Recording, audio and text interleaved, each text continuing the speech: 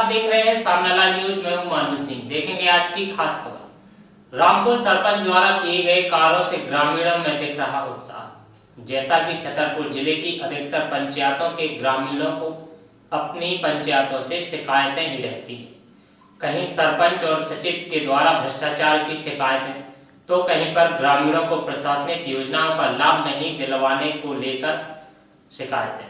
लेकिन छतरपुर जनपद पंचायत के अंतर्गत आने वाली रामपुर ढला पंचायत विकास को लेकर अपने आप में एक मिसाल बनकर उभरी, जहां के सरपंच जगदीश विश्वकर्मा के द्वारा किए गए कार्यों से ग्रामीणों में उत्साह देखा जा रहा है और वहां के ग्रामीण अगली दफा भी जगदीश विश्वकर्मा को ही सरपंच के पद पर देखना चाहते हैं। मीडिया टीम ने जब गांव में जाकर सर्वेक्षण किया तो अधिकतर ग्रामीणों ने उनके द्वारा किए गए कार्यों की प्रशंसा की। चाहे धार्मिक कार्य, मंदिरों के जीर्णोद्धार की बात हो या चाहे ग्रामीणों की प्रशासनिक योजनाओं को ग्रामीणों तक पहुंचाने की बात हो, यहां के सरपंच ने भरसक प्रयास किए। रामपुर क्या नाम लिखते हैं? ठाकुरदास। ठाकुरदास जी, अब ये बताएं कि यहाँ पे 5 साल से ज़्यादा सरपंच को हो गए हैं, हाँ, तो यहाँ कितना विकास हुआ है आपके गांव में? विकास तो हुआ है जी। तो विकास में तो कोई कमी नहीं है। वृद्धा पेंशन वगैरह मिलत कि नहीं? हाँ, मिलती है? भाई में तो करवाए हैं? अच्छा, क्या क्या विकास करवाए आपकी नज़र में? हम में तो ना नियम सभी बापा वाले बेटा और ये टंकी मंकी हैं दुनिया के बहुत खराब हुए थे। आइए हम रामपुर ढिला के सरपंच जगदीश विश्वकर्मा जी से बात करते हैं। उन्हीं के द्वारा किए गए कार्यों एवं सरपंच बनने को लेकर उनने क्या विचार। सरपंच साहब, आपका हमारे चैनल में बहुत बहुत स्वागत है। नमस्कार भैया, आपके चैनल को धन्यवाद। नमस्कार सरपंच साहब, आप ये पहले आपका परिचय पूछेंगे, आपका परिचय क्या है? मैं जगदीश विश्वकर्मा ग्राम पंचायत रामपुर ढला का सरपंच हूँ। विश्वकर्मा जाति से हूँ और मेरा गोत्र विश्वकर्मा बड़े ही है। सरपंच साहब, सबसे पहले आपको ये जानना चाहेंगे कि जब आप चुनाव लड़े तो उसमें आपका विरोध किससे था? किससे आपका कहना चाहिए कि वो हुआ मुकाबला हुआ था, किससे आप? जब मैं चुनाव लड़ा तो मेरे साथ में 2 लोग अन्य लोग चुनाव लड़ रहे थे। जो पहली बार, मैं तो पहली बार चुनाव लड़ा हूँ और जो एक दूसरा व्यक्ति था विश्वकर्मा, वो 2 बार पहले सरपंच बन चुका था और एक रैकवार भी था जो पहली बार लड़ा था। और जब मैंने देखा कि चुनाव में बहुत विरोध हो रहा है सामने वाले का, तो मेरे मन में ख्याल आया कि क्यों नहीं अच्छाई को पकड़े और बुराई को छोड़ दें। तो मैंने तो एक वजह से सभी के पैर पकड़ना शुरू किया कि भैया मुझे जिताओ, मुझे जिताओ, एक बार देखो मुझे गरीब को। तो सबने मुझे मेरे ऊपर भरोसा किया, मुझे जिताया, जो कि मैं 375 वोटों से जीता हूँ अपनी ग्राम पंचायत में। मैं अपने गांव वालों को और जनता को, जनता जनार्दन को हार्दिक अभिनंदन धन्यवाद कहना चाहता हूँ। सरपंच साहब, जब ये चुनाव लड़े तो आपका कोई एजेंडा हुआ होगा जनता के लिए? हाँ, मेरा कहते हैं क्या एजेंडे थे जनाब? मेरे सबसे पहले एजेंडा था पानी, दूसरा था रोड, तीसरा था गरीब आदमियों को नाश्तों को, विधवा पेंशन, वृद्धा पेंशन, इस पे मेन फोकस रहा। सबसे ज़्यादा फोकस रहा हमारा पानी पे। मैंने अपने गांव में 14वें वित्त से 15वें वित्त से अपने यहाँ एस्टीमेट बनवा के पानी की टंकी बनवाई और एक हमारे पंचायत भवन के पास में शासकीय वो था जो पानी अच्छा था उसमें। तो मैंने कहा क्या किया, तो हमारे यहाँ जो नेताजी हैं पुष्पेंद्र प्रताप सिंह गुड्डू भैया, उनने हमारी ग्राम पंचायत में आके हमने समस्या सुनाई।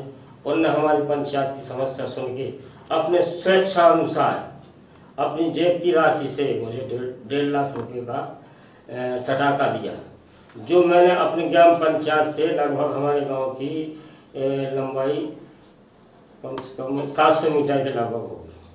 तो मैंने उन 1.5 लाख रुपए राशि दी, वो उसका मैंने मान लो सटाका लेके और यहाँ बोर्ड से कनेक्ट करके वो गाँव में टंकियों को जोड़ जोड़ के पानी की व्यवस्था सभी जगह पहुंचाएं। जैसे हरिजन बस्ती है, वहाँ पानी की टंकी खुद बनवाई। रेकुआ बस्ती है, वहाँ पानी की टंकी अलग है। सामर बस्ती है, वहाँ अलग है। मतलब तीनों ही टंकी दिन रात, आप रात को 12 बजे भी हमारे यहाँ टोटी खोलोगे तो पानी उपलब्ध होगा। सरपंच साहब, आपके यहाँ अभी भी जो है बहुत सी कुएं ऐसे हैं, 2-3 कुएं देखे जी। बेकार पड़े हैं, और जो है हैंडपाइप भी बेकार पड़े हैं। वो श्रीमान जी चंदेल कालीन के पहले बावड़ी बोलते थे, वो पहले जमाने की बावड़ी है। उसमें ना तो कभी आज तक पानी है, ना कभी मैंने देखा है। और रहा सवाल हैंडपम्प का, तो हमारे यहाँ पानी जल स्तर है ही नहीं। एक ही हैंडपम्प है जो गांव बस्ती के पास में है।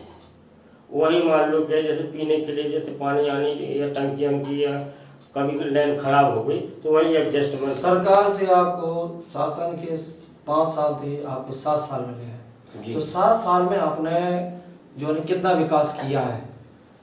अब ये तो खैर मैं नहीं बोल सकता हूँ, लेकिन मैं ये वादा करता हूँ कि जो मैंने विकास किया है, जब मैं सरपंच नहीं था, इसके पहले जब मैं सरपंच बन के आया तो मैंने देखा कि पंचायत का जब सरपंच बन के देखा, मैंने सचिव रोजगार सहायक से परामर्श हुआ तो उन लोगों ने पिछला ग्राफ में बताया हमें कि वहाँ 0%, मतलब 0 से भी 0। जब आपने पंचायत संभाली, जब मैंने शपथ ग्रहण की, जब मालूम वहाँ देखा कि 0 से भी 0 लेवल था। फिर मैंने सोचा कैसे काम चलेगा, क्या करें। गांव में गया, सर्वप्रथम मैंने सार्वजनिक कूप का काम करवाया, कपिलधारा सार्वजनिक। ये हमारे गांव में 2-4 कुएं करवाए स्टार्टिंग में, तो पानी की समस्या खत्म हो। तो गांव में गया तो पहले का जो ग्राफ था, तो लोगों से कहा कि भैया चलो और काम कर लो, और ऐसी सार्वजनिक कुआं खुदवा रहे हैं पानी की, आप लोगों को भी मालूम समस्या सॉल्व होगी और हमारे गाँव में पानी की समस्या सॉल्व हो जाएगी। तो लोगों ने कहा सरपंच साहब मैं काम नहीं कर सकता हूँ। हमने कहा क्यों भैया? बोले पिछले साल का, पिछले टाइम का हमारा मजदूरी का पैसा आज तक नहीं मिला, और अब अभी हमें पंचायत में काम नहीं करना है।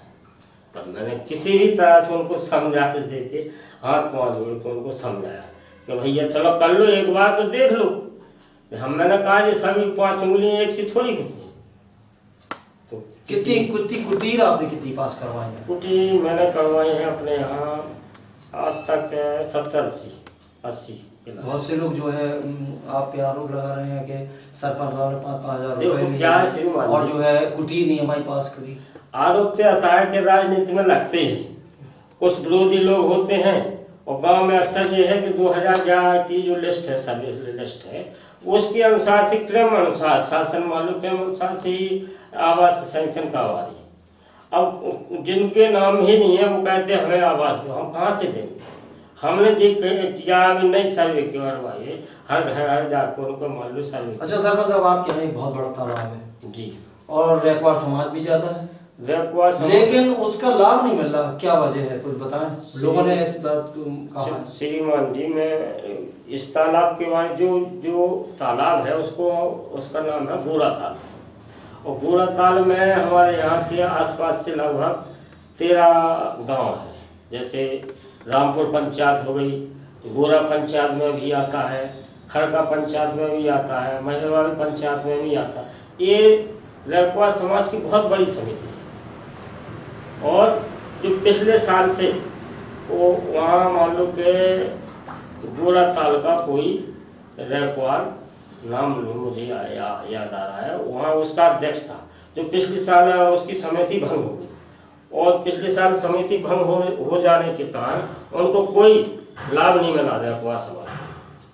भाई समिति भंग हो गई, जिसको जहाँ से मिला उसने अपना मान लो कि मछली का व्यापार होता था, तो मछली का अपने वो किया, बस अलग हो गए। तो जब से ही आज 2 साल होने जा रही है, मछलियों समिति में तो भंग पड़ी। पंचायत में कितनी सीसी डलवाई? पंचायत में शायद है कि हमारे यहाँ 2-3 रोड रह गए, तब पूरा मान लो पूरा गाँव हमारा सीसी मुक्त होने जा रहा है। पूरी सीसी तैयार है पूरे गांव में सीसी मुक्त होने जा रहा है। अच्छा 7 साल हो गए, तो अब ये बताएं सरपंच साहब, कभी भी सरकार आपको अलग कर सकती है, भंग हो सकती है, ऐसा कौन सा काम है जो आपने ग्राम में नहीं करा पाए, आपकी इच्छा रही हो कि हम ये बहुत बड़ा काम करवा देते तो बहुत अच्छा होता? एक ही काम नहीं करवा पाए। मेरे हिसाब से मेरी बहुत हार्दिक इच्छा थी, जो मैं सोचता था कि हमारे यहाँ हर किसानों का भला हो। जो हमारे यहाँ जो किसान खेती करते हैं, रात दिन परेशान रहते हैं, किसी बहुत सारे किसानों ने हमसे विनती की, निवेदन किया कि सरपंच साहब एक गौशाला दिलवा दो, गौशाला बनवा दिया जाए। तो मैंने कुछ दिन मानो कहा कि हाँ ठीक है ठीक है। इसके बाद मैंने जब उसको गौशाला को पकड़ा उठाया, फाइल उठाई, हमको नंबर भी मिल गया। तो गौशाला मैं भी प्राथमिकता देना चाहता हूँ कि अभी अगर शासन मुझे समय देता है और शासन मेरी मदद करता है तो गौशाला पे एक हमारे यहाँ काम हो जाए तो मैं सबसे बड़ा अपने आप को सबसे बड़ा वो समझता हूँ कि किसानों का भला हुआ है हमारे यहाँ से, वो शासन ने किया है। गौशाला की प्राथमिकता से मैं आपसे भी निवेदन करता हूँ, चैनल के माध्यम से हमारी बात पहुँचा कि हमको गौशाला का गौशाला हमारे गांव में निर्माण। गांव में आपने धार्मिक आयोजन वगैरह समाज के लिए क्या किया? मैंने समाज के लिए और गांव में जितने हमारे यहाँ 5-7 मंदिर हैं, जैसे एक यहीं रोड के पास मंदिर है, उसका बाउंड्री वॉल किया है, धार्मिक अनुष्ठान चल रहा है। 9 साल से हम बराबर तो हम ही सुंदरकांड करवाते आ रहे हैं। और जो कि मैंने चुनाव में एक चौपाई लिखी हुई थी अपने उसमें कैलेंडर में, वो आज हमें याद है। और मैं सबसे निवेदन करता हूँ कि धार्मिक प्रवृत्ति से ही राजनीति में उतरे और धर्म के हिसाब से ही मान लो कार्य करें। जो मैंने चौपाई लिखी थी उसका मैं सुनाता हूँ उस चौपाई को। अंतिम जीत धर्म की होगी, अंतिम जीत धर्म की होगी, घोषित परिणाम है, उसको कौन हराएगा जिसका रक्षक राम है। ये मैंने चौपाई लिखी थी अपने कैलेंडर में और लोगों को समझा दी, गांव में दी। मैं बहुत गरीब घर से हूँ, मैंने सुख दुख बहुत सारे देखे हैं। हर इंसान के सुख और दुख दोनों मुझे मालूम है, तो इसी हिसाब से चलता हूं। सरपंच साहब लॉकडाउन का समय आया था तो उसमें क्या आपका जनता के प्रति क्या किया? जब पिछली बार जो लॉकडाउन का समय आया, शासन ने एकदम को लॉकडाउन कर दिया, तो गांव की जनता बिल्कुल हताश हो गई, परेशान हो गई कि अब क्या करें, कहाँ मजदूरी जाए, कहाँ, तो घर में छुपे रहे 1 हफ्ते।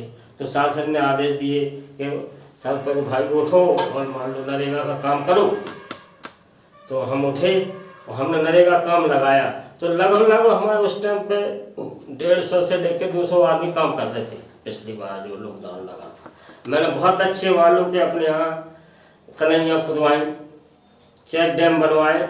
जो वाटर लेवल हमारे यहाँ पिछली बार से ज़्यादा इस साल मालूम, सूखे पड़ने के बाद भी हमारे यहाँ किसान भाइयों ने फसल बोई। उस चेक डैम और गैवियन बनवाने से हमको इतना फायदा मिला है हमारे गांव के किसानों को। जिस कुएं में 1 घंटा पानी निकलता था, उस घर कुएं में 3 घंटा पानी निकल रहा है। समाज भवन जो है कितने बनवाए आपने?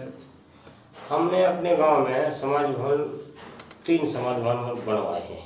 जो एक रखवाड़ बस्ती के लिए और दूसरा समाज भवन बनवाया हरिजन बस्ती के लिए। जो हरिजन बस्ती के लिए डबल वो कर रहा है। एक तो शादी विवाह के लिए, जैसे उनको हरिजन बस्तियों के लिए बच्चियों की शादी होती थी तो उनको बहुत हैरानी परेशानी जाती थी।